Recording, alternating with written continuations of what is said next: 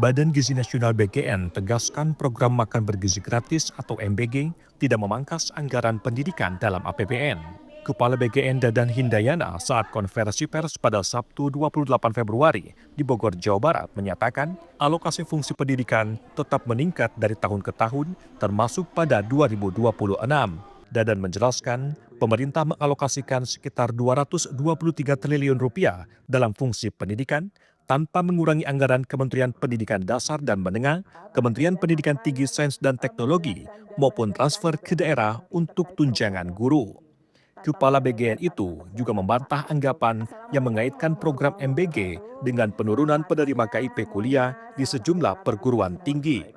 Ia menegaskan jumlah dan anggaran KIP kuliah secara nasional meningkat, sementara perubahan di tingkat kampus terjadi karena mekanisme seleksi kini berbasis data kesejahteraan, bukan lagi kuota. Pencapaian output fungsi pendidikan. Makanya ada anggaran 223 triliun sebagai bagian dari fungsi pendidikan.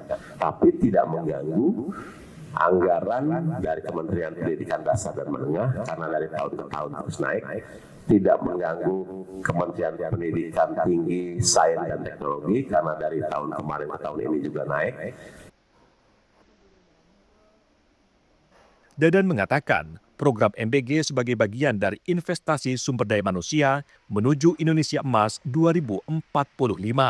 Program ini menyasar ibu hamil, ibu menyusui, balita hingga pelajar dan santri dengan target penerima manfaat puluhan juta orang. Dengan penegasan ini, BGN menyatakan publik tidak perlu khawatir terhadap isu pengurangan dana pendidikan. Pemerintah menegaskan dua program tersebut berjalan paralel dengan skema anggaran yang terpisah dan saling mendukung. Dari Bogor, Jawa Barat, Fajar Ilham, Kantor Berita Antara, mewartakan.